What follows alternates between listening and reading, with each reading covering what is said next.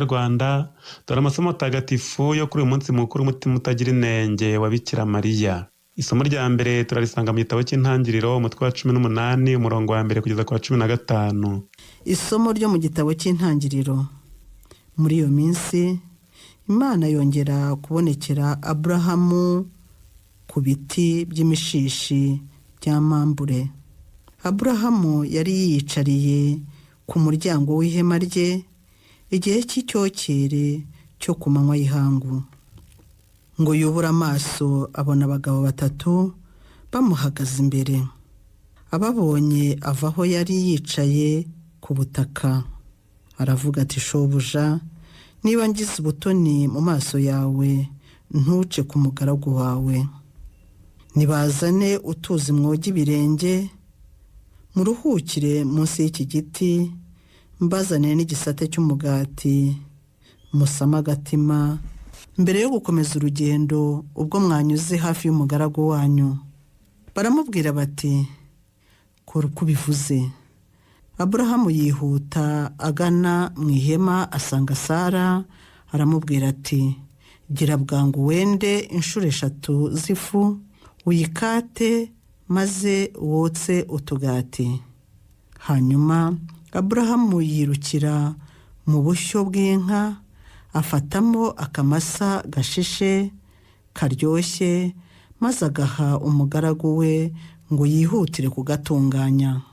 Yenda amata n'amavuta n'inyama z'ako kamasa yateguje, arabibahereza, we ahagarara munsi y'igiti iruhande rwabo, barafungura.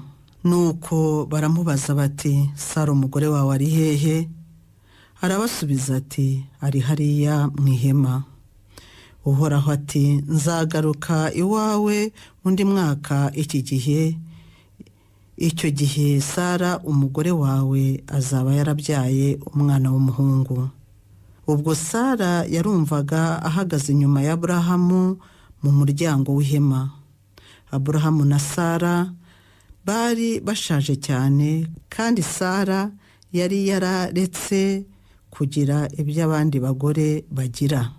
Nuko Sara araturika asekera mu mutima, yibwira ati, uko nashaje nashobora nte kugira ibyishimo, kandi ko na databuja ari umukambwe? Uhoraho abwira Aburahamu ati, ni iki gishekeje Sara kigatuma yibaza ngo, mbese ubu nzabyara ko nshaje? Hari ikintu se kinanira Uhoraho? Undi mwaka iki gihe nzagaruka iwawe, Sara azaba yarabyaye umwana w'umuhungu. Sara ahakana avuga ati, sinigeze nseka, kuko yari afite ubwoba. Uhoraho ati, nyamara wasetse. Iryo ni ijambo ry'Imana.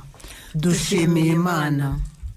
Indirimbo idufasha kuzirikana isomo rya mbere turayisanga mu Ivanjiri ya Luka umutwe wa mbere umurongo wa 46b kugeza ku wa 47, umurongo wa 48 kugeza ku wa 50, n'uwa 53 kugeza ku wa 55.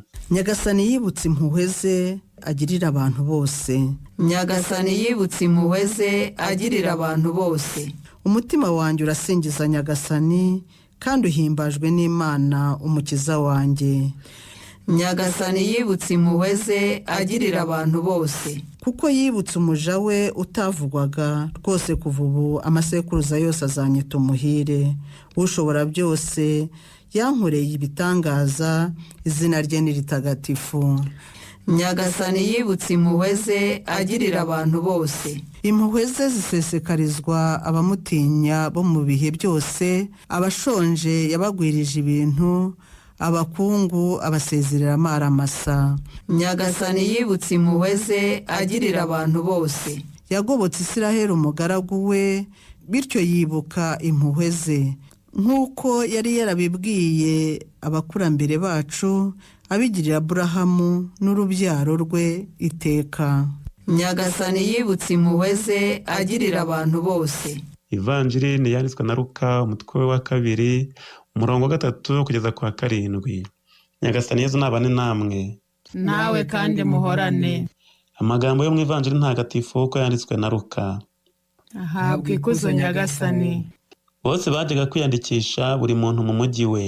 Yozefu nawe ava mu mujyi wa Nazareti ho mu Galileya ajya mu mujyi wa Dawudi witwaga Betelehemu yo mu Yudeya, kuko yari uwo mu muryango wa Dawudi, agira ngo abarwe we n'umugore we Mariya wari utwite. Nuko bagezeyo umunsi wo kubyara uragera, abyara umuhungu we w'imfura, amworosa utwenda, amuryamisha mu kavure, kuko nta wundi mwanya ukwiye bari babonye aho bacumbika. Iyo ni ivanjiri ntagatifu. Uragasingizwa Kristo. Bavandimwe, kuwa gatandatu ukurikira icyumweru cya kabiri cya Pentekoste, Kiliziya ihimbaza umunsi mukuru w'umutima utagira inenge wa Bikira Mariya. Uyu munsi mukuru ukurikira umunsi mukuru w'umutima mutagatifu wa Yezu. Gukurikirana kw'iyi minsi mikuru yombi bidufasha kuzirikana isano ikomeye Yezu na Mariya bafitanye n'uruhare rwabo bombi mu icungurwa ryacu. Yezu na Mariya ntawabatandukanya. Imana yishakiye ko Bikira Mariya umubyeyi wa Yezu aba n'uwacu, akatubera umubyeyi, umuvugizi n'urugero rw'ubutungane tugomba guharanira. Bavandimwe, dushimira Imana ko idahemuka ku isezerano ryayo. Twumvise mu isomo rya mbere yuzuza ibyo yari yasezeranyije Aburahamu na Sara, yabazaniye inkuru nziza ko bagiye kubyara mu gihe bo bari baramaze kwibwira ko bitagishobotse. Irababwiye iti, hari ikintu se kinanira Uhoraho? Iti, nzagaruka undi mwaka mwarabyaye umwana w'umuhungu. Bavandimwe, ibyo Imana ikora biratangaje, nk'uko Bikira Mariya yabiririmbye mu ndirimbo ye Magnificat twumvise tuzirikana isomo rya mbere. Ubutumwa Bikira Mariya yatorewe bwo kubyara umukiza bukomeza kudufasha kuzirikana urukundo n'impuhwe by'Imana yemera kudukiza inyuze ku muntu yitoreye, ikamuhunda ingabire zayo z'ubutungane kugira ngo abere jambo ingoro imukwiye. Mu butumwa bwe yafatanyije na Yezu mu rugendo rwose rwa hano munsi, ndetse n'igihe babaga batari kumwe, imitima yabo ntiyatandukanaga kubera urukundo. Umunyarwanda usezera ku nshuti ye cyangwa uyoherereza intashyo arayibwira ati, kure y'amaso si kure y'umutima. Niyo mpamvu no kuri Yezu na Bikira Mariya ibishimisha umwe n'undi biramushimisha, n'ibibabaza umwe n'undi biramubabaza, kugeza ubwo mu ndunduro y'ububabare bwabo tuzirikana mu nzira y'umusaraba ko Yezu yawuhetse ku rutugu, Bikira Mariya akawuheka ku mutima. Bavandimwe, umutima utagira inenge wa Bikira Mariya tuwigireho byinshi: urukundo, ukwihangana, ukwicisha bugufi, ubutungane, cyane cyane muri iyi si ya none yuzuye ingeso mbi n'ubugomeramana. Twigire kuri Bikira Mariya kutararikira iby'isi byo bitwara abantu umutima, bikabatandukanya n'uwabaremye, bikanabateranya n'abavandimwe babo. Tumenye guhungira kuri Bikira Mariya ufite umutima utuza nk'uwa Yezu. Ni ubuhungiro bw'abanyabyaha, ni amirukiro y'abarushye, aduhakirwa ku mwana we.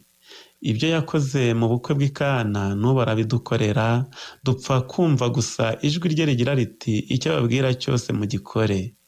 Kandi tukumva ijwi rya Yezu rigira riti, mwana dore nyoko, nk'uko yabwiye Yohani ku musaraba.